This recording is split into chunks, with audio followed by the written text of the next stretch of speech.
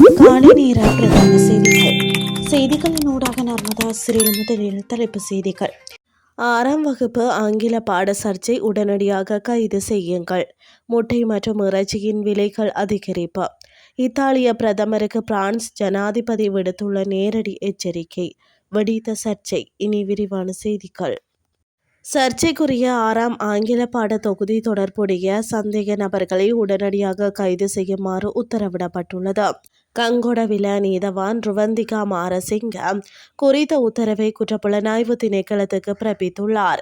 புதிய கல்வி சீர்திருத்தத்துக்கு அமைய தயாரிக்கப்பட்ட பாடசாலைக்காக விநியோகிக்கப்பட்ட 6ஆம் தரத்திற்கான பாடத்தொகுதியில் பொருத்தமற்ற இணையதளம் ஒன்றின் பெயர் ஒன்று உள்ளடக்கப்பட்டுள்ளமையினால் பாரிய சர்ச்சை வெடித்தது. அதனை கல்வி அமைச்சும் உறுதிப்படுத்தியுள்ளதுடன் இது தொடர்பில் விசாரணை நடத்துமாறு கல்வி அமைச்சின் செயலாளர் நாலுக கலுவ குற்றப்புலனாய்வு திணைக்களத்தில் முறைப்பாடு அளித்திருந்தார். பொருத்தமற்ற இணையதளம் ஒன்றின் பெயர் குறிப்பிடப்பட்டுள்ளமை தொடர்பில் குற்றப்புலனாய்வு திணைக்களம் விசாரணைகளை மேற்கொண்டு வருகிறது. குறித்த சம்பவம் தொடர்பில் குற்றப்புலனாய்வு திணைக்களம் தற்போது விசாரணைகளை மேற்கொண்டு வருகிறது.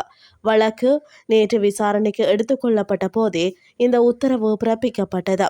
மேலும் சர்ச்சைக்குரிய தரம் 6 ஆங்கில பாடத்தொகுதி தொடர்பான விசாரணை நிறைவடையும் வரை தேசிய கல்வி நிர்வாகத்தின் பணிப்பாளர் நாயகம் பேராசிரியர் மஞ்சுளா விதானபத்திரன தற்காலிகமாக பதவி விலகியுள்ளமை குறிப்பிடத்தக்கது. நாட்டில் முட்டை மற்றும் கோழி இறைச்சியின் விலைகள் அதிகரித்துள்ளதாக நுகர்வோர் குற்றம் சுமத்துகின்றனர். 1 கிலோகிராம் கோழி இறைச்சி சந்தையில் 1300 ரூபாய் என்று அதிக விலைக்கு விற்பனை செய்யப்படுகின்றது. சாதாரண சந்தையில் முட்டையொன்று 35 ரூபாவிற்கு அதிக விலைக்கு விற்பனை செய்யப்படுகின்றது. இதன்படி பல்பொருள் அங்காடிகளில் ஒரு முட்டை 55 தொடக்கம் 60 ரூபாய் வரையான விலையில் விற்பனை செய்யப்படுகிறது.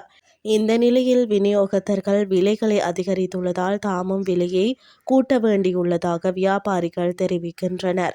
தற்போது சந்தையில் கிடைக்கும் கோழி இறைச்சி மற்றும் முட்டை விநியோகத்தில் ஓரளவு தட்டுப்பாடு நிலவுவதாகவும் வியாபாரிகள் மேலும் குறிப்பிட்டுள்ளனர். இனி வெளிநாட்டு செய்திகள். இத்தாலிய பிரதமர் ஜார்ஜியா மெலோனியை பிரான்ஸ் ஜனாதிபதி இமானுவேல் மாக்ரோன் கடுமையாக எச்சரித்துள்ளார். இந்த நிலையில் மெலோனியை பிரான்சிற்கு வர வேண்டாம் என்று அவர் தனது வீட்டிலேயே இருப்பது நல்லது என்று மாக்ரோன் தெரிவித்துள்ளதாக சர்வதேச ஊடகங்கள் செய்தி வெளியிட்டுள்ளன. பிரான்ஸ் மற்றும் இத்தாலி எல்லை பகுதியில் குடியேறியவர்களுக்கு உதவி செய்து வந்த பிரபல சமூக ஆர்வலர் ஒருவர் மர்மமான முறையில் கொல்லப்பட்டதை தொடர்ந்து இந்த மோதல் வெடித்துள்ளது. மேலும் தெரிய வருகையில் சமீபத்தில் பிரான்ஸ் நாட்டுக்கு சமூக ஆர்வலர் ஒருவர் மர்மமான முறையில் கொல்லப்பட்டுள்ளார். இந்த படுகொலை குறித்து கருத்து தெரிவித்த மெலோனி பிரான்ஸ் நாட்டின் உள்நாட்டு பாதுகாப்பு பலவீனம் அடைந்துள்ளதையே இது காட்டுகிறது என விமர்சித்திருந்தார். அத்தோடு பிரான்சின் தாராளவாத கொள்கைகளே இத்தகைய வன்முறைகளுக்கு காரணம் என்றும் அவர் மறைமுகமாக சுட்டிக்காட்டியிருந்தார். இந்த நிலையில் மெலோனியின் இந்த கருத்துக்களுக்கு பதிலடி கொடுக்கும் வகையில் செய்தியாளர்களிடம் மாக்ரோன் கருத்து தெரிவித்துள்ளார். மேலும் தெரிவித்த அவர் மற்றொரு நாட்டின் உள்நாட்டு துயரத்தை அரசியல் ஆதாயத்திற்காக பயன்படுத்துவது தரமற்ற செயல். பிரான்சிற்கு வந்து எங்களுக்கு பாடம் எடுக்க மெலோனிக்கு எந்த தகுதியும் இல்லை. அவர் பாரிஸுக்கு வருவதை விட இத்தாலியிலேயே வீட்டிலேயே தங்கியிருப்பது அனைவருக்கும் நல்லது என குறிப்பிட்டுள்ளார். கொல்லப்பட்ட சமூக ஆர்வலர் குடியேறிகளுக்கு ஆதரவாக செயல்பட்டவர் என தெரிவிக்கப்படுகின்றது. குடியேறிகள் விவகாரத்தில் பிரான்ஸ் மற்றும் இத்தாலி ஆகிய இரு நாடுகளும் நீண்ட காலமாக வெவ்வேறு துருவங்களில் நின்று மோதி வருகின்றன. இதன் அடிப்படையில் இந்த சமூக ஆர்வலரின் மரணம் அந்த பழைய மோதலை மீண்டும் கிளப்பியுள்ளதாக தெரிவிக்கப்படுகின்றமை குறிப்பிடத்தக்கது. இத்துடன் செய்திகள் யாவும் நிறைவடைகின்றது. அடுத்த இரவு 8:30 எதிர்பாருங்கள். நன்றி.